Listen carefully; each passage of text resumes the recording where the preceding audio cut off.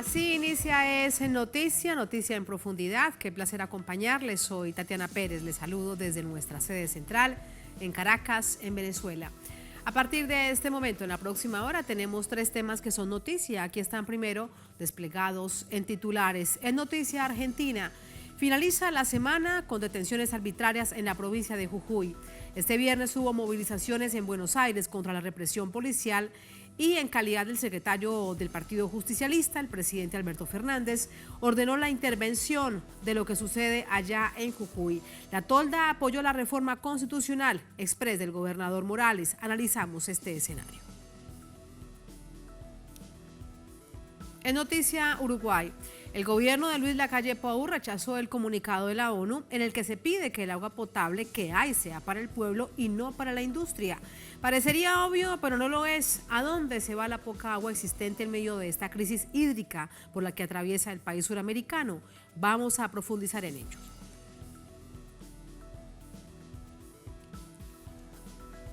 En Noticia España, ¿es el fascismo o la tibia democracia? Es el dilema al que se enfrenta el país el próximo 23 de julio en las elecciones generales. Les contamos cómo van las encuestas y quiénes son los principales contendores.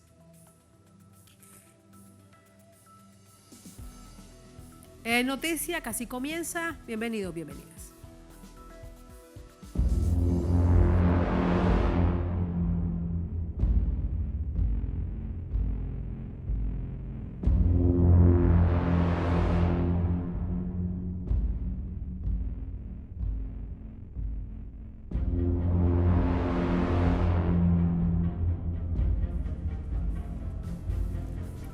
En Noticia Argentina, como máximo dirigente del Partido Justicialista, el presidente de la Nación, Alberto Fernández, ordenó la intervención del Partido Justicialista en la provincia de Jujuy tras el apoyo de varios legisladores del peronismo, del Partido Justicialista jujeño, a la reforma constitucional express del gobernador Gerardo Morales. Vamos a verlo. La medida fue anunciada por la portavoz de la presidencia, Gabriela Cerruti, quien aseguró que Alberto Fernández ordenó la intervención de la estructura política en Jujuy para ponerlo en la misma línea del peronismo en todo el país. Fernández decidió desplazar de la conducción del PJ jujeño al diputado y precandidato a senador por Unión por la Patria, Rubén Rivarola, que acompañó la aprobación de la reforma constitucional de Gerardo Morales, misma que viola derechos y garantías consagrados por la Carta Magna, como el derecho a la huelga o a protestar. Por lo tanto, el texto señala que los legisladores que la apoyaron comulgan con un pensamiento totalmente ajeno a los principios y doctrina que fundan el pensamiento justicialista y contradicen el espíritu y la letra de la Constitución Nacional. Sobre la situación en Jujuy, el mandatario nacional se pronunció. Estamos siguiendo muy de cerca y con mucha preocupación lo que está pasando. Presidente, la represión preocupa que hay en Jujuy, presidente. Preocupa la violencia institucional. La violencia institucional nunca la hemos aceptado en nuestra gestión y nos preocupa que en algunos lugares de la patria los gobiernos provinciales hagan ese tipo de cosas. Presidente. Organizaciones políticas, sindicatos, movimientos sociales y pueblos originarios confluyeron este viernes en Jujuy para denunciar la continua represión policial y exigir la libertad de los detenidos en medio de las protestas contra la reforma constitucional. En defensa del pueblo jujeño, en defensa de esas docentes que siguen peleando por su salario, de las comunidades originarias que siguen peleando por la defensa de sus legítimos derechos, de sus territorios contra el saqueo, y diciendo que lo que está haciendo Gerardo Morales por estas horas realmente parece sacado de ese manual que escribió Patricia Bullrich cuando empezó a decir que le habían tirado 14 toneladas de piedra. Hoy dijo el fiscal de Estado 12, parece que le actualizaron el número. Ridiculeces que te digo, esto te lo digo como abogada, no tienen ningún sentido lo que están haciendo. Mientras tanto, organizaciones sindicales, sociales y de derechos humanos desde Buenos Aires convocaron a una movilización para el próximo 20 de julio en todo el país para repudiar esta grave situación. Sepan que los vamos a ayudar, los vamos a acompañar, señaló Estela de Carlotto, abuela de Plaza de Mayo. La movilización coincidirá con el aniversario de la denominada Noche del Apagón, ocurrida el 20 de julio de 1976, un plan de terrorismo de Estado perpetrado por la dictadura de Rafael Videla, durante una serie de cortes del suministro eléctrico en una localidad de Jujuy, entre los cuales fueron secuestradas alrededor de 300 personas. Importante, como siempre, el contexto histórico y más cuando tiene que ver en hechos que se relacionan. Vamos a analizarlo. Primero, más información con nuestro compañero de labores en Buenos Aires, Juan Carlos Bartolota. Hola Juan, adelante, muy buenas noches. Con más de este panorama, te pregunto además si hay ya reacciones desde Jujuy por parte de los legisladores justicialistas a la decisión que toma el presidente Alberto Fernández.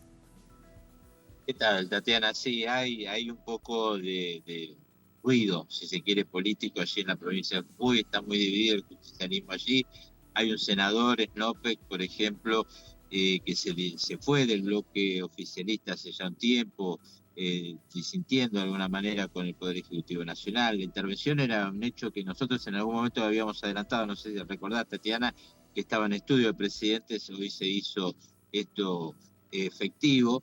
La intervención, vamos a aclararlo, no es una intervención federal, es una intervención partidaria, como bien explicaban en el informe, en su calidad de presidente del Partido Justicialista. Hace esto Alberto Fernández, ¿no? Pero más allá de lo partidario, un dato más que quiero poner en consideración. Ayer hablábamos recién del 20 de julio de 1976.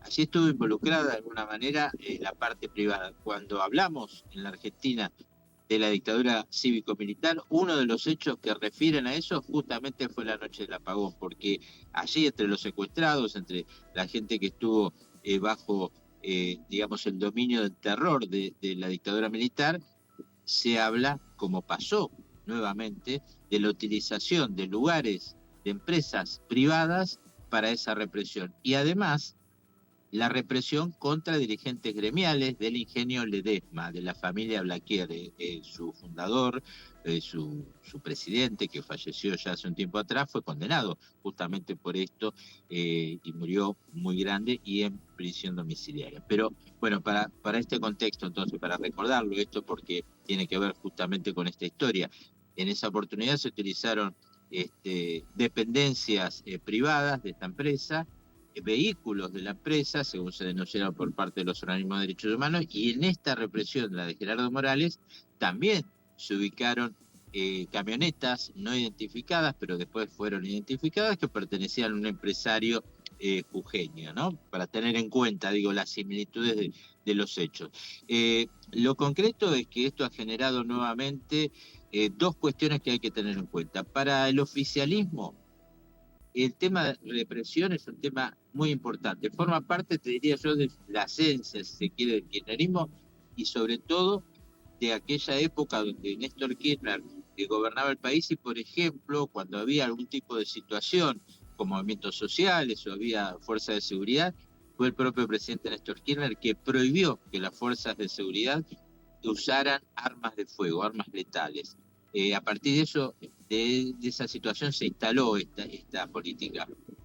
Vamos a recordar que una de las causas justamente que se le atribuyen a la muerte de Néstor Kirchner fue un hecho que se produjo justamente en la Argentina, en un enfrentamiento donde muere Mariano Ferreira, y bueno, a partir de eso la salud del expresidente se deterioró. Bueno, todo este contexto, ¿por qué lo digo, Tatiana? Porque tiene que ver con lo que se está jugando. Ese discurso que hoy hace el oficialismo en torno a la discusión de dos países tiene que ver un poco con esto. Pareciera que en Juntos por el Cambio, el partido o la fuerza política que lideraba en su momento Mauricio Macri, están convencidos de que a la Argentina o al argentino le gusta la mano dura, como se dice, ¿no? Y comúnmente, la mano, es decir, la represión, de que hay que terminar con los cortes de ruta, que hay que terminar con la protesta social. Y qué mejor referentes de eso que el gobernador de la provincia de Jujuy, Gerardo Morales. Lo hemos visto en imágenes, no es un invento, no es algo que estemos diciendo porque se nos ocurre, es lo que hemos visto en imágenes. La defensa de Morales es que se intentó en algún momento ingresar a la legislatura, hubo que utilizar la fuerza. Bueno, estas cuestiones que siempre desde el poder y el poder derecha se tienen como argumentos para llevar adelante esta represión. Y lo cierto es que esto ha llegado a un punto tal lo escuchábamos, el presidente preocupado, los organismos de derechos humanos preocupados, conferencia de prensa hoy de la CTA, la Central de Trabajadores Argentinos, con madres, abuelas de Plaza de Mayo, con Pérez Esquivel, Premio Nobel de la Paz, con organizaciones sociales, políticas, todos reclamando que de alguna manera esto cese en la provincia de Jujuy, porque continúa la situación, como decían, las detenciones, el atentado hacia la autonomía universitaria. La autonomía universitaria tiene que ver mucho con la historia de la Unión Cívica Radical, de donde es oriundo paradójicamente Gerardo Morales, y hoy él está amenazando de alguna manera intervenir la sede de la Universidad de Buenos Aires allí, de intervenir en la Universidad Nacional de Jujuy. La cuestión que realmente no se entiende, solamente si se entiende en esta temática que te decía, de instalar un discurso que ellos creen que la sociedad argentina va a acompañar en las elecciones, que es la de mano dura, represión, y también un preparativo, como se advierte del oficialismo, que en caso de ganar, los planes económicos que implementen van a tener como consecuencia que una repulsa popular y, por supuesto, o mejor dicho, a partir de eso, la acción del Estado reprimiendo esa protesta social. Ese ejemplo que planteas es realmente muy claro si lo ubicamos, Juan, en términos político-electorales, porque justo da cuenta de lo que piensan los dos grandes sectores en disputa, Juntos por el Cambio y el oficialismo. Por último, quería saber acerca, Juan, de todas las denuncias que hay en el marco de esta persecución contra líderes sociales y contra abogados de defensores de derechos humanos que han estado atendiendo todas estas causas. Se hablaban de cifras que han ido escalando hasta de 40, por ejemplo, allanamientos y detenciones arbitrarias. ¿Cuál es la realidad de esa situación? Es que justamente lo que estás mencionando tiene que ver con la situación de la propia provincia de Jujuy. No hay números ciertos, no hay números oficiales, no hay datos oficiales. Se habla de tanto número porque está el desorden, digamos, en este orden que pretende instalar Gerardo Morales, que las cifras van variando y van cambiando porque depende quién las diga, porque no hay, esto estaría muy bien dilucidado si el Estado, en este caso la provincia de Jujuy, dijera, bueno, estos son los detenidos, ¿por qué? Pero se ha llegado al punto, insisto con este tema, para que lo entienda nuestra audiencia en Latinoamérica, la verdad que llegar al punto que Gerardo Morales amenace a la Universidad de Buenos Aires, a su sede en la provincia, de intervenirla, de tomar cartas en el asunto, que ingresen policías en algo que ha sido tan caro para la Unión Cívica Radical, no se entiende. Y esto forma parte también de esa confusión generalizada. Bien. Muchísimas gracias, Juan, por esta información, por esta información que nos permite comprender lo que sucede, además en este ámbito nacional. Muchas gracias, buenas noches. Buen fin de semana. Buenas noches, Tatiana. Buenas noches. Igualmente. Vamos con el análisis. Para ello nos acompaña Charly Pisoni, integrante de Hijos e Hijas por la Identidad y la Justicia contra el Olvido y el Silencio. Nos acompaña desde Buenos Aires. Charly, bienvenido. Buenas noches. ¿Cómo estás? Hola, Charly. ¿Me escucha? Buenas noches. Hola, hola. Nosotros no te escuchamos. Hola, hola. ¿Ahí me escuchan? Ahí te escuchamos, así es. ¿Qué tal? Buenas noches, ¿cómo te va? Bien, muy bien, por suerte.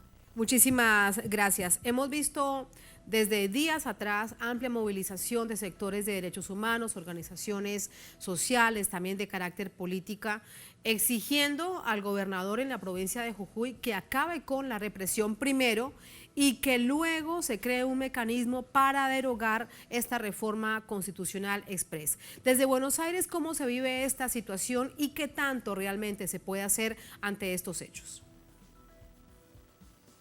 Bueno, realmente estamos muy preocupados por lo que está pasando en Jujuy, como integrantes de organizaciones del movimiento de derechos humanos, porque incluso hemos tenido compañeros que integran la agrupación Hijos, que han sido detenidos y han sido procesados en los últimos días. 4 de nuestros compañeros han estado detenidos en cárceles, Néstor Mendoza, Eva Arroyo, Ana Uro, Carolina Luna, integrantes de la agrupación Hijos de Jujuy, con lo cual estamos siendo principalmente afectados por las políticas represivas de Gerardo Morales, como muchos otros luchadores y luchadoras populares. Nos situamos en Jujuy, una provincia que gobierna Gerardo Morales, ya está en el segundo mandato, un gobernador que las primeras medidas que tomó cuando asumió su primer mandato fue perseguir a los pueblos originarios, a las organizaciones que reclamaban por dignidad, y entre ellas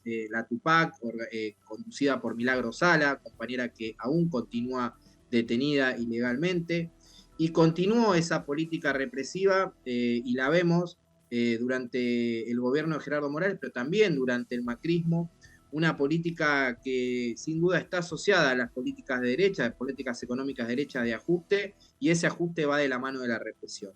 Hoy estamos viendo cómo Gerardo Morales se postula a la vicepresidencia en Argentina, de la mano de Horacio Rodríguez Larreta, y como bien decía el periodista anteriormente, Juan Carlos, esta idea de la represión está asociada a que puede llegar a tener más capacidad de integrantes de esta sociedad que acompañen esas propuestas políticas. Nosotros entendemos que es un retroceso muy grande para nuestro país lo que está pasando en Jujuy. Se están violando las garantías constitucionales, el derecho a la protesta, la libertad de expresarse libremente, de manifestarse libremente, y esto ha sucedido porque Gerardo Morales ha ido cooptando las instituciones a lo largo de todos estos años. El Poder Judicial Provincial está cooptado por Gerardo Morales, el poder político también, la legislatura, tomando como socios a integrantes de partidos que supuestamente eran opositores a sus políticas,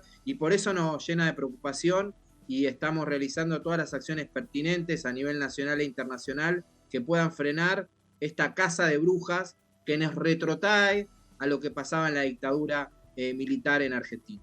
Charlie, el presidente de la Nación, Alberto Fernández, en calidad de secretario general, es decir, la figura principal del Partido Justicialista, ordena la intervención del partido en Jujuy. Pero esto, ¿cómo se observa teniendo en cuenta la gravedad de todo lo que ha sucedido, que bien nos estás contando en Jujuy? Es una medida sin duda acertada porque muchos diputados del Partido Justicialista han votado esta reforma, producto de lo cual han sucedido todos los hechos represivos que vinieron después. Con lo cual, si uno se dice defensor de las ideas del Partido Justicialista, no debería apoyar justamente todo lo contrario, que es lo que se ha votado en esta convención. Sin duda que es una medida que es atinada, pero no alcanza porque hay muchas situaciones muy graves a los derechos humanos que podrían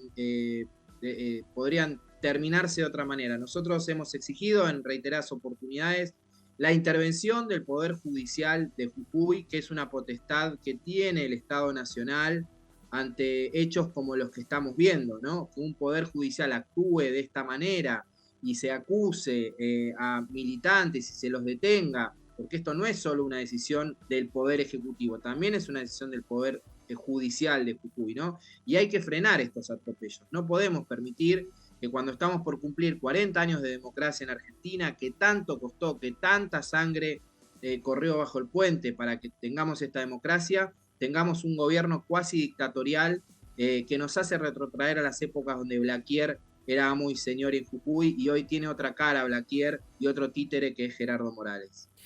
¿Por qué crees que el gobierno nacional, si lo que nos estás diciendo es que sí existen mecanismos para intervenir, para detener esta situación tan dramática, esta agresión contra el pueblo movilizado, no se asume entonces de esta manera? Bueno, desconozco los motivos por los cuales no actúa con más vehemencia. Es lo que nosotros queremos, lo que venimos pidiendo a organismos de derechos humanos. Hemos presentado un proyecto, acompañado de un proyecto en el Congreso de la Nación, de intervención del Poder Judicial. También hemos recurrido a organismos internacionales, del Sistema Internacional de Derechos Humanos, para denunciar lo que está pasando en Jujuy, que es un grave atropello a las libertades. El día de hoy fue detenido un abogado defensor de derechos humanos, con lo cual ya, digamos, lo que han comentado recién, se ha entrado a la universidad, que es las fuerzas de seguridad no pueden entrar a las universidades en Argentina porque tienen autonomía. Ha propuesto expropiar unos terrenos universitarios que están en Tilcara, en el norte jujeño. Es decir, ya se ve un desquicio de esta persona por su afán represivo, que también tiene que ver con sus intereses personales, sus intereses económicos que están detrás de todo esto, y hay que frenarlo. De alguna manera hay que frenarlo. Nosotros hemos aprendido de nuestras madres y abuelas a no dar las batallas por perdidas, y creo que es el momento que nos unamos todos los argentinos que queremos convivir en democracia y no queremos que un gobernador avasalle nuestros derechos. Esto que dices es importante y además recordarlo en clave latinoamericana. En otras oportunidades lo hemos planteado acá, y es que estas protestas son la consecuencia de una reforma constitucional que, entre otras cosas, en la provincia de Jujuy se le permite al propio Estado de la provincia a expropiar tierras originarias, tierras de organizaciones y comunidades indígenas, bueno, que son históricas, porque en estas tierras hay recursos naturales. Lo que llama la atención con respecto a esto, Charlie, y algunos se preguntarán también fuera de Argentina, ¿cómo es que esto se puede, pareciendo que tiene más poder una legislación o una constitución provincial que una constitución nacional? Bueno, en Argentina predomina la autonomía de las provincias, somos un Estado federal, y bueno, ahí obviamente que chocan los intereses cuando se intentan avasallar los derechos, ¿no? Por eso decimos que estamos convencidos que el gobierno nacional tiene la potestad para avanzar cuando las provincias no actúan conforme a la Constitución, a los tratados constitucionales. Y déjame finalizar también repitiendo y volviendo a poner sobre la mesa este esquema, este laboratorio que tiene la derecha en toda Latinoamérica, que es el lawfare, que es esta persecución hacia los líderes populares, hacia los dirigentes populares que intentan transformar el estado de las cosas. Lo que sucede con Milagros Sala en Jujuy, lo que sucede con Cristina a nivel nacional, lo que sucede hoy en Jujuy con nuestros compañeros y militantes es producto de ese proyecto, ¿no? De avasallar nuestros derechos, de tratar de que los líderes populares no puedan presentarse a elecciones y acusándolos con noticias falsas y con pruebas incomprobables, para que esos procesos no puedan seguir existiendo en nuestro país. Lo vivimos con Lula, lo vivimos con Correa, lo vivimos con Evo, lo vivimos con Cristina. Estos procesos de la derecha hay que frenarlos, y nosotros sabemos, los militantes, que es en las calles donde está nuestra labor y nuestra tarea militar. Charlie, hay un cálculo, porque se lo preguntaba a Juan y él decía que eso es parte precisamente de la desinformación que se impone desde el gobierno de Jujuy de Gerardo Morales. ¿Cuántas personas están detenidas? ¿Cuántos allanamientos se han hecho? ¿Cuántas violaciones de derechos humanos se han cometido? Bueno, hay un gran número de denuncias. En la primera redada que hubo alrededor de 70 personas detenidas. Una persona que estuvo a punto de la muerte en terapia intensiva. Por suerte eso no sucedió. Hay varios manifestantes que han perdido ojos. Hoy hemos estado con uno de ellos en la conferencia de prensa por las balas de goma de la policía. Y ha habido allanamientos en Humahuaca en el día de ayer, alrededor de 30 allanamientos. Por otro lado, se ha constituido a nivel legislativo una comisión investigadora de los hechos. En vez de el Poder Legislativo frenar a nivel Jujuy, ¿no? Frenar esto que está sucediendo, y quiere investigar cómo sucedieron los hechos que ellos llaman incidentes, ¿no? La situación es gravísima en Jujuy. Ojalá podamos frenar a Gerardo Morales, y ojalá los argentinos y argentinas no voten como vicepresidente a una persona que está en contra de la Constitución y que está en contra de la democracia en nuestro país. Muchísimas gracias, Charlie, por tus reflexiones, por tu análisis. Muy buenas noches. Muchas gracias a ustedes. Muchas gracias, hasta luego.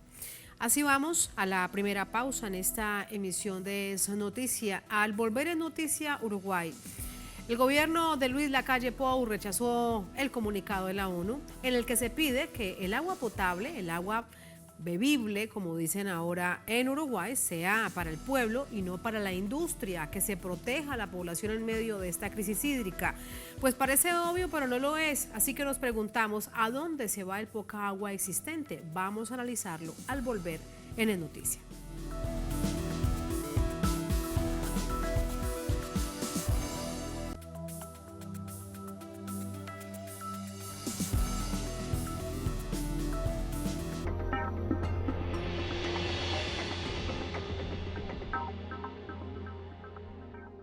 Aquí estamos ante la vida, dispuestos a crear el camino, con las ideas en el destino.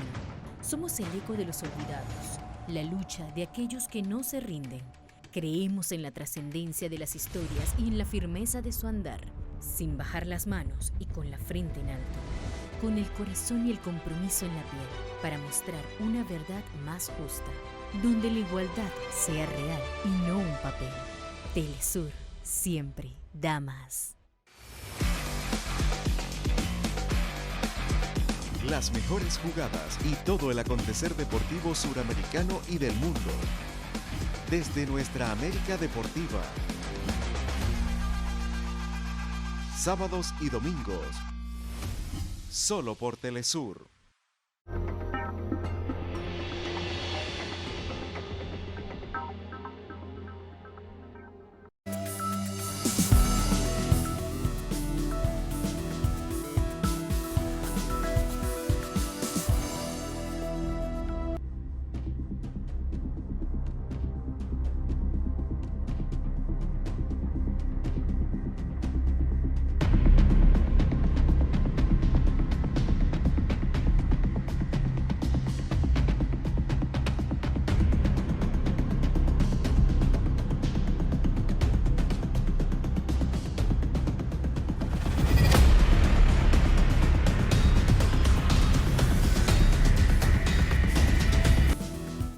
En Noticia Uruguay, el gobierno nacional rechazó el llamado de la Organización de Naciones Unidas, que reclamó a las autoridades priorizar el agua dulce para el consumo humano, mientras la crisis hídrica en el país suramericano alcanza niveles sin precedentes y muchas personas se ven en la necesidad de recoger agua de la lluvia o para cocinar y beber. Desde Montevideo, Mateo Grilla nos cuenta.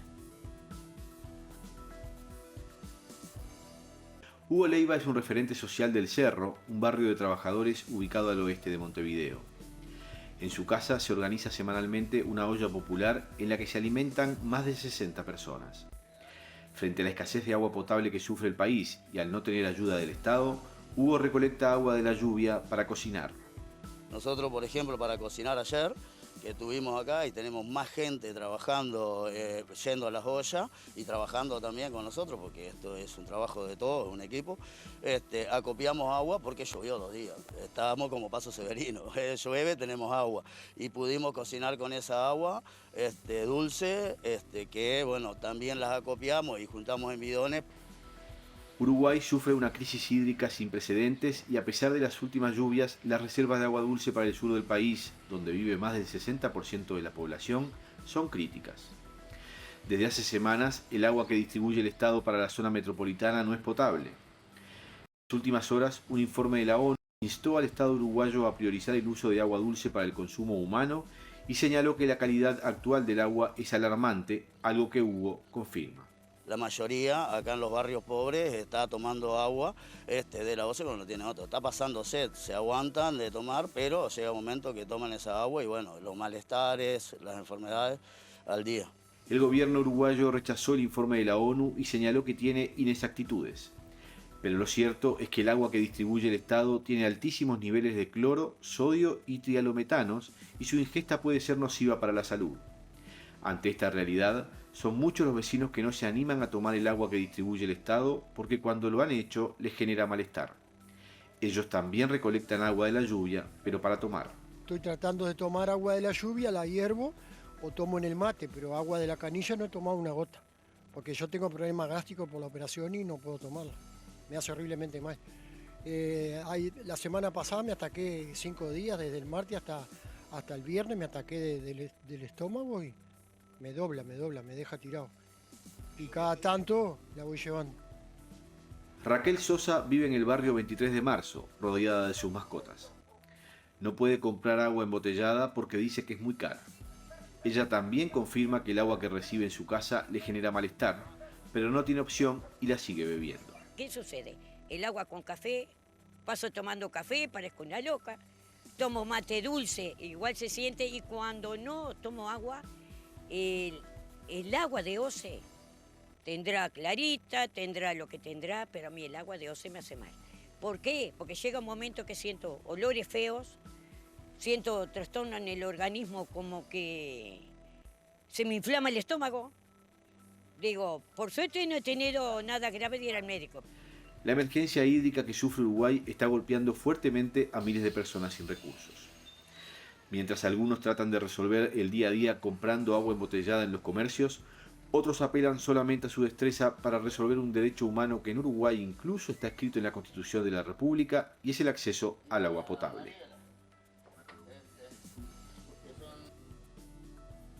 Claro ejemplo en este informe de nuestro corresponsal en Montevideo, Mateo Grillé, con quien conversamos ahora. Hola Mateo, muy buenas noches. ¿Qué viene entonces en adelante? ¿Cuál es el plan que dice el gobierno, el presidente Luis Lacalle Pou, ante esta tremenda crisis hídrica que vive el país? Buenas noches, Tatiana. Estos fueron testimonios de una recorrida que hicimos en la tarde de hoy por ese barrio del Cerro. Y a pesar de que no son la noticia habitual, sí comprenden a muchos miles de uruguayos. El gobierno lo que dice es que elaboró, cosa que efectivamente hizo, aunque se sostiene por parte de la oposición, por ejemplo, que tardíamente, elaboró un plan para acercar recursos directamente a cerca de 500.000 de personas de los sectores más vulnerables, de jubilados, madres lactantes, y personas que tengan enfermedades crónicas que tengan que ver con por ejemplo, con el bajo consumo de sodio, o que tengan que tener un bajo consumo de sodio, los hipertensos, por ejemplo, para que puedan adquirir hasta 2 litros de agua diariamente, 2 litros de agua embotellada diariamente. Pero esto, claro, llega a muchísima gente, pero por un lado llega tardíamente y por otro lado no llega a otra tanta cantidad de gente como los que veíamos en ese informe, que tienen que elegir qué es lo que hacen. Muchos compran igual en los comercios, se ha multiplicado la venta, obviamente, de agua potable embotellada, y otros no tienen más remedio que seguir consumiendo el agua de OCE. OCE es la empresa pública de aguas del Uruguay, que no es potable hace muchas semanas ya, que el gobierno pasó de decir que era potable a que no era potable, y después ya que era bebible, como tú decías al principio, que es como un juego un poco raro, en que se ve que se puede tomar el agua para aquellos que no tengan ningún tipo de enfermedad, pero que claramente no cumple con los criterios técnicos para ser potable. Y en esa situación se debate muchísima gente que en los últimos días, con las lluvias, de alguna manera ve una esperanza de poder salir de esta situación, si no en el muy corto plazo, por lo menos en el mediano plazo, porque ha crecido un poco las reservas que hay ahí en Paso Severino, aunque todavía falta bastante para que crezcan a los niveles que se precisan. Por lo pronto, hay una cantidad de personas que acceden vía transferencia monetaria y distintos programas del Estado a determinado monto para comprar agua potable, y después hay una amplísima cantidad, la gran mayoría de la población, que lo que tiene que hacer es comprar el agua. Obviamente es un gasto nuevo que tiene y que no estaba previsto. Mateo, ¿y de dónde sale la cantidad de agua embotellada que se está vendiendo? ¿Están importándola o hay industria para eso? Bueno, hay el agua empresas, potable y luego para vendérsela al pueblo que la necesita, y ahora a precios mayores. Sí, hay varias cosas. Hay empresas que comercializan agua desde hace muchísimo tiempo, que tienen pozos, además, desde donde extraen el agua dulce y la potabilizan, y la venden hace mucho tiempo. También se ha autorizado la importación de agua desde Argentina, sobre todo, y han llegado una buena cantidad de agua desde este país. Y además el gobierno hace cuando declaró la emergencia hídrica, redujo, es decir, eliminó uno de los impuestos, el IVA, al agua que se vende naturalmente, y entonces esto redujo los precios. Antes de que el gobierno anunciara esta medida, también se incrementaron los precios, es decir que en realidad también allí hay ese famoso juego de la oferta y la demanda y del libre mercado donde siempre terminan perdiendo los mismos, ¿no? Bueno, acá pasó lo mismo, el agua de todas maneras redujo un poco el precio respecto al que era habitual, pero bueno, comprar agua todos los días, digamos, conforma un presupuesto no menor para un ingreso que tampoco es muy grande me imagino que la gran mayoría de la población. Con la llamada publicidad engañosa, imagínate, gracias Mateo, todos estos temas que nos has contado los ponemos al análisis. Muy buenas noches. Buenas noches, Tatiana. Vamos a entrar con el análisis entonces. Para ello nos acompaña Daniel Grave, él es ingeniero hidráulico, exdirector de Aguas del Uruguay, nos acompaña desde Montevideo. Daniel, bienvenido, muy buenas noches, ¿cómo está?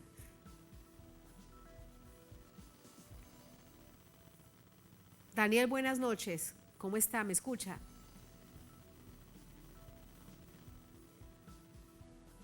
Sí. Tenemos dificultades en la comunicación con nuestro invitado. Reitero, se trata de Daniel Grave, ingeniero hidráulico, exdirector de Aguas del Uruguay, también con nosotros como nuestro corresponsal desde Montevideo. Ya vamos a resolver este asunto rápidamente para saber qué es lo que está pasando. Entre otras cosas, ¿por qué al gobierno del presidente Luis Lacalle Pou le molesta tanto y de tal manera el comunicado de la Organización de Naciones Unidas, donde se está pidiendo que se priorice en el marco de esta crisis hídrica tan profunda que afecta al 60% de la población uruguaya, el agua potable para la gente, para el pueblo, y no necesariamente para la industria? Ese es un punto a analizar. Otro asunto que es muy importante, ¿qué otro país del continente está atravesando por una situación de estas? ¿Tiene todo que ver, es todo responsabilidad del cambio climático o hay también razones de carácter político y de gestión administrativa del gobierno del presidente Luis Lacalle Pou para haber llegado a este nivel de crisis? No tenemos aún nuestro invitado, les propongo una pausa brevísima y ya venimos, estamos en El Noticia.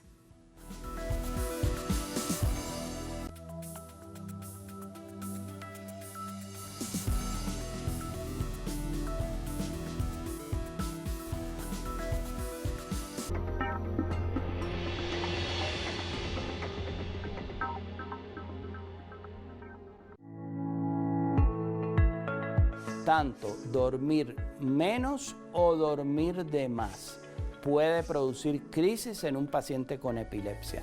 La fiebre es algo que de forma casi constante en un paciente con epilepsia puede desencadenar una crisis.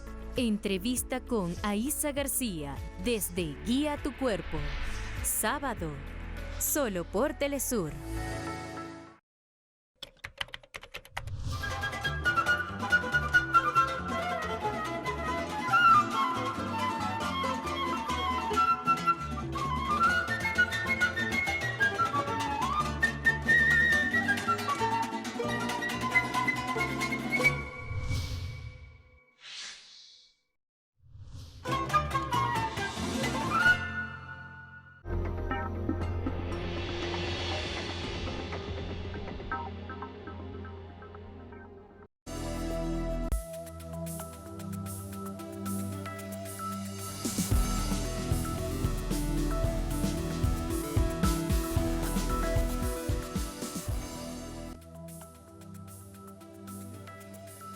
Estamos en El Noticia, entramos de inmediato con el análisis que le proponemos con respecto a lo que sucede en Uruguay, esta crisis hídrica tan profunda como nunca antes en la historia la ha vivido el país.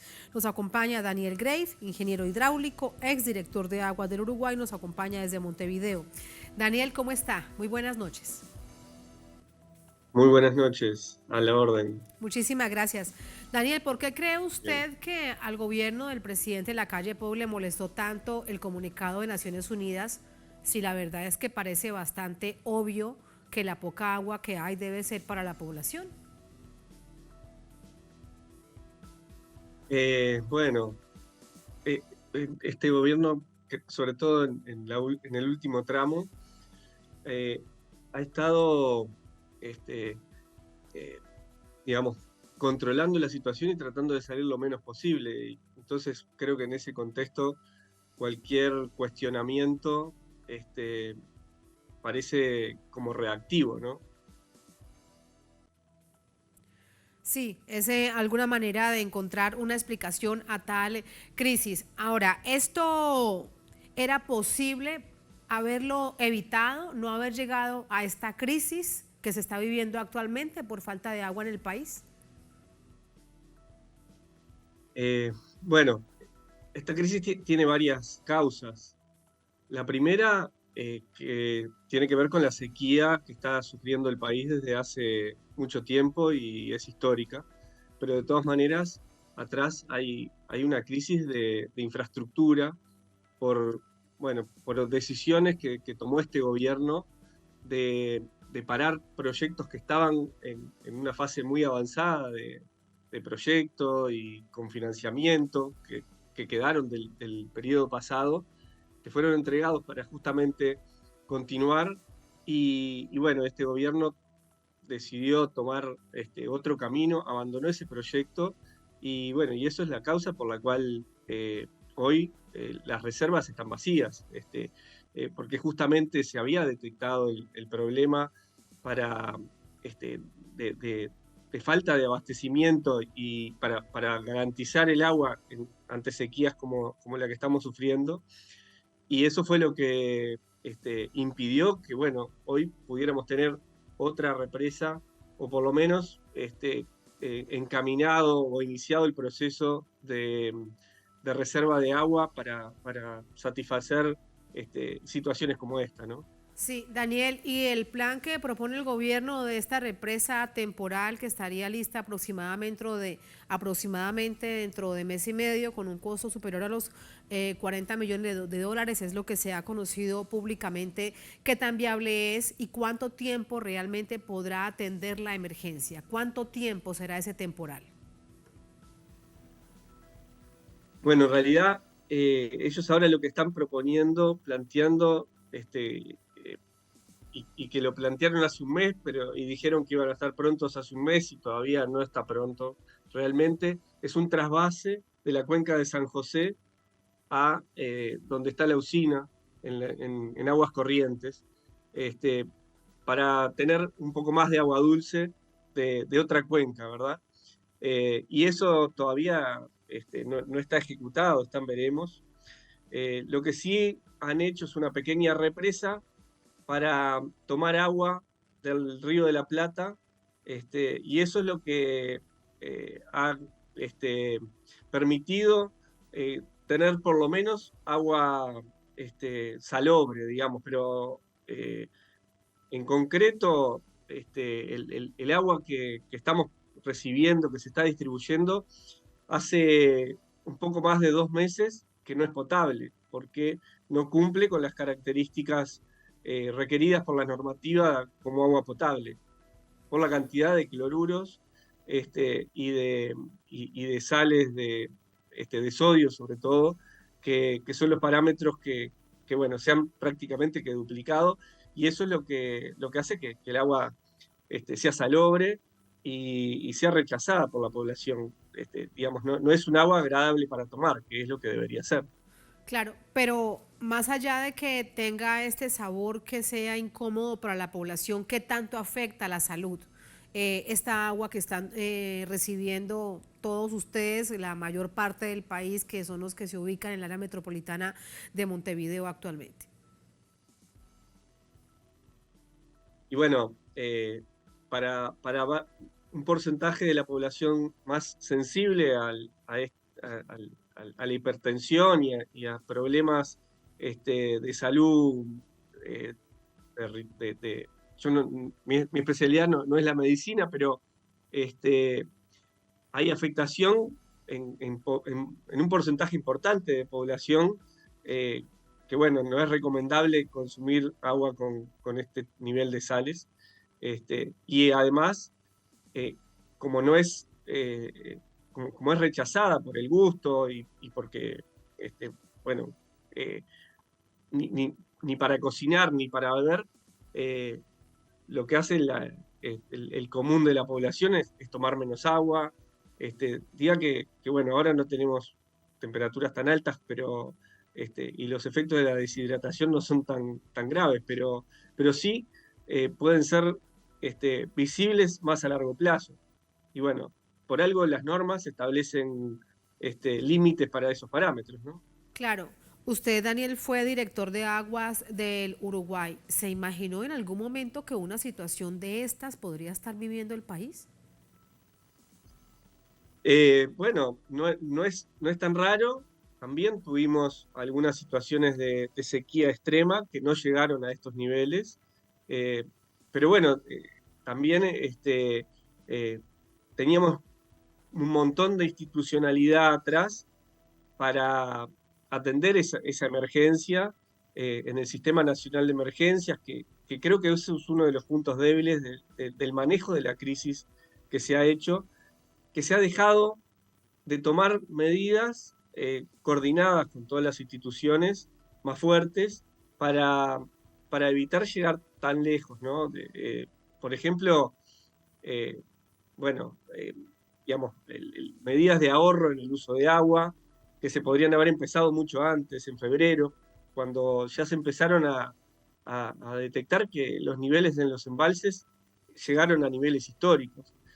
Pero bueno, por eso, digamos, este gobierno en la gestión de la crisis trató de minimizarla esperando la lluvia. Y el problema es que bueno, lo minimizó tanto que cuando llegó a la situación más extrema, ya no tenía posibilidades de tomar muchas acciones de ahorro de agua, o acciones que todavía deberían estarse analizando y tomando con fuerza, de búsqueda de fuentes alternativas, de provisión de agua potable a la población más carenciada y que le cuesta acceder, más allá de estas medidas que también se toman tarde, de acceso a agua embotellada, que es la fuente, bueno, de agua potable que hoy tiene la población si la puede pagar, porque no es un costo que estaba acostumbrado a pagar 2 litros de agua por persona por día, que bueno, para las familias con menos ingresos, sin duda que pesa mucho más que para el resto. Por supuesto que pesa, es un gasto más que no se tenía contemplado en tiempos de crisis. Muchísimas gracias por su análisis. Buenas noches. Buenas noches a ustedes, muchas gracias y a la orden. Gracias, hasta luego. Así vamos a la última pausa en esta emisión de Es Noticia. Al volver en Noticia España, ¿es el fascismo o la tibia democracia? Ese es el dilema al que se enfrenta el país el próximo 23 de julio en las elecciones generales. Les contamos cómo van las encuestas y quiénes son los principales contendientes. Al volver, estamos en Es Noticia.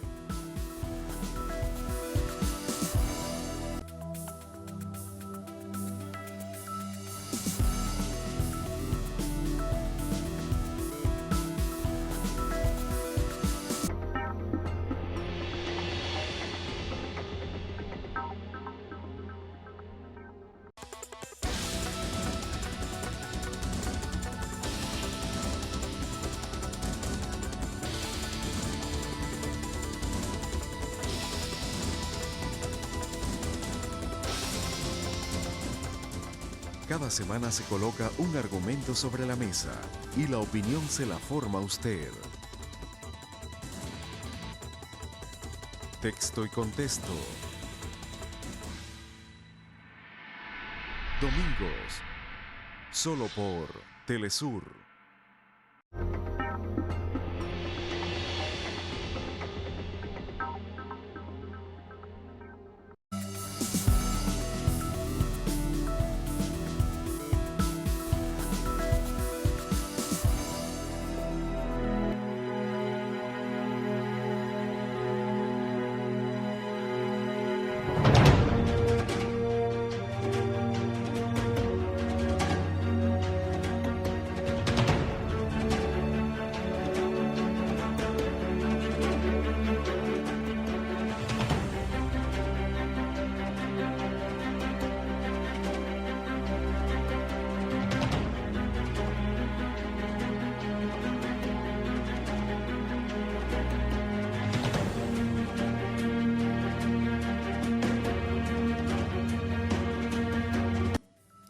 En noticia España, la tensión electoral apremia tras el debate cara a cara entre los líderes de los principales partidos políticos que irán a las elecciones generales el próximo 23 de julio. Vamos a ver qué dicen las encuestas recientes. Esta semana, líderes del Partido Popular y el Partido Socialista Obrero Español protagonizaron el debate cara a cara previo a las elecciones generales del próximo 23 de julio. Propuestas de soluciones para el próximo gobierno. El encuentro se caracterizó por momentos de tensión entre el candidato presidencial de la derecha, Alberto Núñez Feijóo, y quien aspira a la reelección presidencial, Pedro Sánchez, quienes se recriminaron mutuamente. Feijóo denunció el incremento de la inflación, las hipotecas y los problemas para alzar el índice de Producto Interno Bruto bajo el actual mandato del PSOE. Eso de que usted nos diga que la economía va como una moto, pues es una falta de respeto a los españoles. Por su parte, Pedro Sánchez acusó al representante del Partido Popular de formar alianza con un partido patriarcal. También alertó sobre el retroceso social que supondría la llegada del PP al poder. Un error jurídico se corrige, porque es un error, pero un error. machismo, una declaración machista u homófoba a sabiendas, eso no es un error, eso es otra cosa. Porque en este país se asesinan los machistas a mujeres. Y ustedes están pactando con un partido machista, que no condena la violencia machista. Y eso tiene consecuencias, señor Feijóo. Además, Feijóo afirmó que de tener la mayoría de los votos, el líder del partido Vox, Santiago Abascal, no formaría parte de su gabinete. Sin embargo, Yolanda Díaz, líder de la coalición izquierdista Sumar, calificó de mentiroso al candidato Feijóo y denunció públicamente que miembros del Partido Popular son expertos en manipulación de votos y fraude electoral. Para expertos, el debate generó un impacto directo en las encuestas, pues significó un retroceso para el Partido Socialista. A tan solo 9 días de los comicios, los sondeos dan la victoria al partido ultraderechista. Según una encuesta nacional, el PP obtendría el 32% de los votos y estaría cerca de obtener la mayoría absoluta de los escaños. El PSOE quedaría en segundo lugar, con el 28%, mientras Vox y Sumar se disputan el tercer lugar con el 14% del escrutinio. La incertidumbre aumenta en los españoles ante la tensión electoral en el país generada por las alianzas. Además, el pueblo español espera soluciones en materia económica, social y política, pues según el Centro de Investigaciones Sociológicas, la inestabilidad política y la falta de acuerdos genera una preocupación para los ciudadanos. Y de cara, lo ven ustedes en este contexto de comicios del 23J, 23 de julio, vamos a conocer el perfil de los candidatos en su vida política. El presidente de España, Pedro Sánchez Pérez, y candidato por el Partido Socialista Obrero Español, PSOE, se afilió al partido en 1993. En 2004, comenzó a postularse a cargos de elección popular. Fue concejal en el Ayuntamiento de Madrid, diputado y secretario general del PSOE. En junio de 2018, fue elegido presidente del gobierno tras prosperar la moción de censura contra Mariano Rajoy, del Partido Popular. Con la victoria del PSOE en las elecciones generales de noviembre de 2019, es de nuevo investido jefe del Ejecutivo, encabezando el primer gobierno de coalición progresista de la democracia. Alberto Núñez Feijóo, candidato por el Partido Popular PP, fue elegido presidente nacional de la coalición el pasado 2 de abril y senador desde el 25 de mayo. Se inició en la política en 1991 como secretario general técnico de la Consejería de Agricultura de Galicia. En 2003, fue nombrado consejero de Política Territorial de la Junta, plataforma para convertirse, en enero de 2006, en líder del PP de la región. Y tras ganar las elecciones autonómicas en marzo de 2009, obtener la presidencia de la Junta, cargo que revalida de forma consecutiva, la última en 2020, tras obtener el 48% de los votos y sacar 24 puntos de diferencia al bloque nacionalista gallego, la segunda fuerza política. Yolanda Díaz, candidata del partido Sumar, se afilió al Partido Comunista a los 16 años. En junio de 2003, logró un escaño como concejala en el Ayuntamiento de Ferrol. Díaz fue también líder de Esquerra Unida hasta 2019, cuyas listas integró en diversas convocatorias electorales en Galicia. En 2015, como viceportavoz del Parlamento de la región, se lanza a la política nacional como candidata al Congreso por La Coruña, con la coalición En Marea, conformada por Esquerra Unida, Podemos y Anova. En 2022, se convirtió en la fundadora de la plataforma Sumar, constituida en 2023 como partido político. Díaz es ministra de Trabajo y Economía Social desde enero de 2020 y vicepresidenta tercera de España desde julio de 2021. Santiago Abascal es presidente del partido de extrema derecha, Vox, desde 2014. Inició su política en el Comité Provincial del Partido Popular en 1996. 3 años después, se sumó a y resultó electo concejal en el Ayuntamiento de Llodio, Álava, gobernado por Batasuna. Entre 2004 y 2009 fue diputado del Parlamento Vasco. Desde 2010 hasta 2014 tuvo varios cargos públicos en el PP de Madrid. Tras sus diferencias cosméticas con el PP, abandona el partido y funda Vox. Allí algunos de los candidatos, hay más, pero son los que van, según las encuestas, en los primeros lugares de cara al próximo 23 de julio con elecciones generales. Recordemos que el Parlamento decidirá, producto de sus mayorías, cuál será la configuración y quién será el jefe o la jefa del gobierno español. Veremos lo que sucede. Nosotros, en tanto, les entregaremos toda la información esa jornada en la pantalla de Telesur. Así ponemos punto final a esta emisión de Noticia. Que tengan todos y todas buen fin de semana. Un placer como siempre. Hasta el próximo lunes.